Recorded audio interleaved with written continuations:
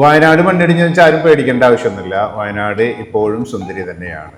ഇന്ന് ഞാൻ നിങ്ങളെ കൊണ്ടുപോകുന്നത് ബത്തേരിയിൽ നിന്ന് ഗൂഡല്ലൂർ വഴി മുതുമല വഴി ബന്ദിപ്പൂർ ടൈഗർ റിസർവ് വഴി ഗുണ്ടൽപേട്ട് കറങ്ങി തിരിച്ച് ബത്തേരിയിലെത്താവുന്ന, ഉച്ചക്ക് 2 മണിക്കോ 3 മണിക്കോ പുറപ്പെട്ടാൽ വൈകിട്ട് 7 മണിക്കോ 8 മണിക്കോ മൊത്തം കറങ്ങി നല്ല സുന്ദരമായി കാടിനുള്ളിലൂടെ തിരിച്ചു വരാവുന്ന ഒരു യാത്രയാണ് കാണിച്ചു തരുന്നത്.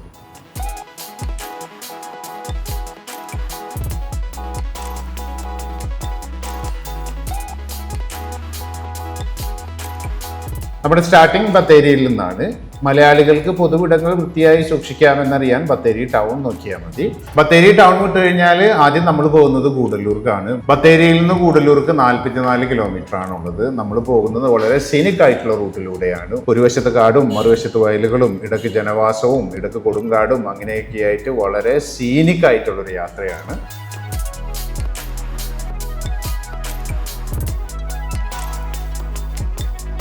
മഹാവീർ എസ്റ്റേറ്റ് എന്ന് പറയുന്ന ഒരു ഭാഗത്ത് കൂടിയാണ് നമ്മളിപ്പോൾ പോകുന്നത്. ഈ ഭാഗത്താണ് ലീല എന്നോ മറ്റോ പേരുള്ള ഒരു സ്ത്രീയെ കടുവ തിന്നിട്ട് ആകെ അതിന്റെ സ്വർണ്ണമാലകളോ മറ്റോ നഖങ്ങളും മാത്രം ബാക്കി വെച്ചത്. ഈ ഭാഗം മൊത്തം ടീ എസ്റ്റേറ്റുകളാണ്. തമിഴന്മാരും അങ്ങനെ നല്ല ഭംഗിയുള്ള സ്ഥലങ്ങളാണ്. ഇവിടെ നിർത്തി നിങ്ങൾക്ക് കാഴ്ച കാണണമെങ്കിൽ കാണാം. പക്ഷെ ഞങ്ങളുടെ ലക്ഷ്യം ബന്ദിപ്പൂർ ആയതുകൊണ്ട് നേരെ അങ്ങോട്ട്. ചെറിയൊരു തമിഴന്മാരുടെ അമ്പലം എസ്റ്റേറ്റിനുള്ളിൽ.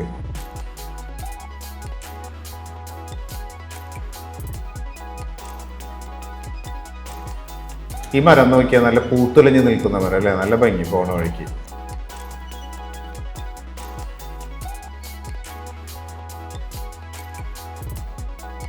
ചെറിയ കുറേയേറെ ടൗണുകൾ വിട്ടിട്ട് ഞങ്ങൾ വരുന്നത് പാടുംതുറയോ അങ്ങനെ ഒരു ടൗണിലാണ്. ഇവിടെ മൊത്തം മുസ്ലിംസ് ആണ് കൂടുതൽ. അതുകൊണ്ട് തന്നെ ഇത് പാകിസ്ഥാൻ കോളനി എന്നാണ് അറിയപ്പെടുന്നത്. എല്ലാ കൊല്ലവും സമൂഹ വിവാഹങ്ങൾ നടക്കുന്നുണ്ട്.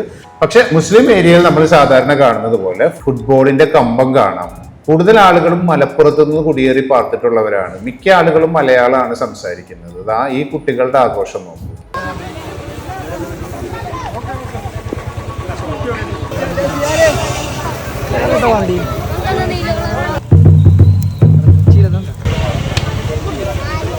അങ്ങനെ അവസാനം നമ്മൾ ഗൂഡല്ലൂരെത്തി. പക്ഷേ ഗൂഡല്ലൂർ നമുക്ക് പ്രത്യേകിച്ചൊന്നും കാണാനും കാര്യങ്ങളൊന്നുമില്ല. അപ്പൊ നമ്മൾ നേരെ പോവുകയാണ്. കാട് തുടങ്ങിയപ്പോൾ തന്നെ ഇവിടെ റൈഡ് പോകുന്ന പിള്ളേർ ഇഷ്ടം പോലെ ഉണ്ട്. നല്ല ഭംഗിയാണ് കേട്ടോ അവർ റൈഡ് പോകുന്നതൊക്കെ കാണാനായിട്ട്. പ്രത്യേകിച്ച് 2 വീലറിൽ പോകുന്നവർ. they look really cool.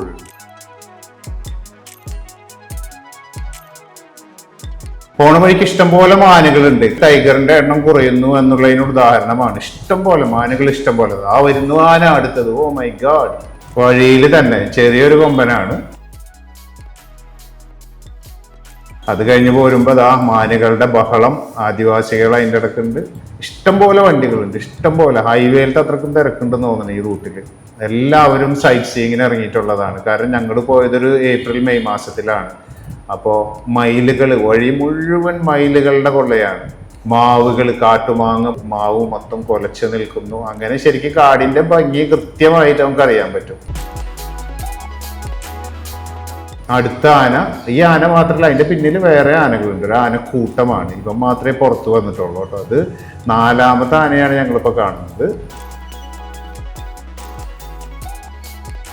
Mudumalai tiger റിസർവിലെത്തി ഞങ്ങൾ. തെപ്പക്കാട് റേഞ്ചിലാണിത്. ഇവിടെ നിന്ന് 6 കിലോമീറ്റർ റൈറ്റിലോട്ട് പോയാൽ മസനഗുഡിയാണ്. പക്ഷെ അവിടോട്ട് നമ്മൾ വിടുന്നില്ല. അവിടെ നിന്ന് അങ്ങോട്ട് ഊട്ടിക്ക് പോവാം. കാരണം അവിടെ ആളുകൾ പോയി ബഹളമായതുകൊണ്ട് ആരും വിടുന്നില്ല. ഹോട്ടലിന്റെ റിസർവേഷൻ ആണെങ്കിലേ വിടുന്നുള്ളൂ.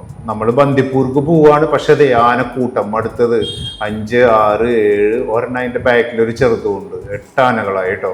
ഇനിയും ഇഷ്ടം പോലെ ആനനെ കാണാന്നാണ് പറയുന്നത്. അതെ, അടുത്ത ടീം 9, 10, 11, 12 ആനകൾ. കാരണം അപ്പുറത്ത് നിൽപ്പുണ്ട്.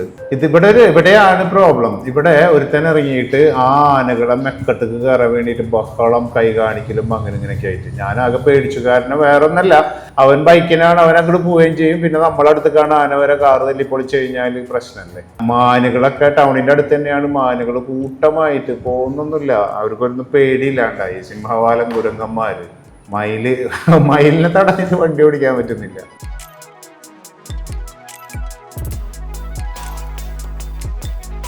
അങ്ങനെ അവസാനം നമ്മൾ കർണാടക സ്റ്റേറ്റിലോട്ട് എത്തുകയാണ്. ബന്ദിപ്പൂർ എത്തുകയാണ് നമ്മളെ വരവേൽക്കുന്നത് മറ്റൊരു മയില. Bandipur tiger reserve. ടൈഗറിനെ കാണാൻ പറ്റുമോ എന്നുള്ളതാണ് അന്വേഷണം. മാനിനൊന്നും കണ്ടിട്ട് ഇപ്പൊ കൗതുകങ്ങളൊക്കെ മാറി, ഇഷ്ടം പോലെയായി, മാനും മയിലും ഇഷ്ടം പോലെയായി. ഇതിനുള്ളിൽ ആനനെ കാണാൻ പറ്റുമോ അറിയില്ല. പക്ഷെ ആനനെ കണ്ടാലും ഇല്ലെങ്കിലും ഉണ്ടല്ലോ, ബന്ദിപ്പൂരിലൂടെയുള്ള ആ യാത്ര, കാടിന്റെ വന്യത എന്ന് പറയുന്നത് ശരിക്കും നമ്മൾ അനുഭവിക്കണം എന്നുണ്ടെങ്കിൽ ആ ബന്ദിപ്പൂര് തന്നെ വേണം. വിസിബിലിറ്റി ഉണ്ട്, കാരണം രണ്ട് സൈഡും അവര് കള്ളിങ് ഒക്കെ ചെയ്ത് നിർത്തിയിരിക്കുന്നത് കാരണം മരങ്ങള് കുറച്ചങ്ങോട്ട് ഉള്ളിലോട്ട് മാറിയിട്ട്, അപ്പൊ ശരിക്കും നമ്മൾക്ക് ആ കാട് വളരെ ഭംഗിയിൽ കാണാൻ പറ്റും. പിന്നെ ആ കാടിന്റെ വന്യത, ഞാൻ ആലോചിച്ചൊരു കാര്യം, എങ്ങാനും ബ്രേക്ക് ഡൗൺ ആയി കഴിഞ്ഞാൽ എന്ത് പറ്റുന്നതാണ്.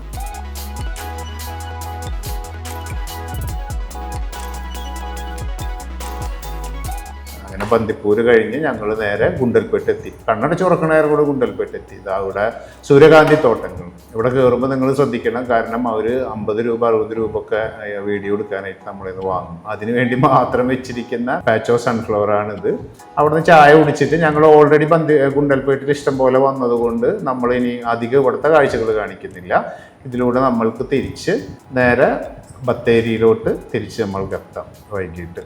പോണ വഴിക്കുള്ള പാടങ്ങൾ, കാര്യങ്ങൾ, ഇഞ്ചി കൃഷി, വാഴക്കൃഷി, അങ്ങനെയൊക്കെ ആയിട്ട് നമ്മൾ എന്നിട്ട് പോകുന്നത് മുത്തങ്ങ വഴിയാണ് ഇനി പോകുന്നത്. എന്ന് വെച്ച് കഴിഞ്ഞാൽ ബാംഗ്ലൂർക്ക് പോകുന്ന റൂട്ട്. നമ്മൾ നേരെ വന്നത് ബത്തേരിയിൽ നിന്ന് ചീരാല് വഴി, ഗൂഡല്ലൂർ വഴി അങ്ങനെ വന്നിട്ട് നേരെ ബന്ദിപ്പൂര് വന്നിട്ട് നേരെ ബത്തേരിക്ക് മുത്തങ്ങ വഴി പോവുകയാണ്. രാത്രി 9 മണിക്കുള്ളിൽ നമ്മളിത് കവർ ചെയ്യണം. ഞങ്ങൾ ഓൾറെഡി 8:30 ആയി, കാരണം ഞങ്ങൾ വളരെ പതുക്കെയാണ് വന്നത്. അപ്പോൾ ഇതിനുള്ളിൽ സനീഷാണെങ്കിൽ നല്ല സ്പീഡിലാണ് വണ്ടി ഓടിക്കുന്നത്. ഇവിടെ ആനകളൊക്കെ ഉണ്ടാവും എന്ന് പറയുന്നു, ചെറിയൊരു പേടി ഉള്ളിലുണ്ടെങ്കിലും രസമാണ്. ഇതൊക്കെയാണല്ലോ രസം. അങ്ങനെ പതുക്കെ മുത്തങ്ങ. ആനനെ കണ്ടില്ല, ഒന്നിനെ കണ്ടില്ല. കുറച്ച് മ്ലാവുകളും കാര്യങ്ങളൊക്കെ ഉണ്ടായിരുന്നു, അതിനൊന്നും വീഡിയോ ഒന്നും എടുത്തില്ല. അങ്ങനെ ഞങ്ങൾ മുത്തങ്ങ തിരിച്ചെത്തി. ഒരു 9 മണി ആയപ്പോൾ നേരെ ബത്തേരിയിലെത്തി, 2 മണിക്ക് പുറപ്പെട്ടിട്ട്. അപ്പോൾ നിങ്ങൾ വയനാട് വരികയാണെങ്കിൽ ഈ ഒരു ഡ്രൈവ് നിങ്ങൾ പോയി നോക്കൂ, നല്ല രസമാണ്. ആനനെ കണ്ട് നിങ്ങൾ മരിക്കും.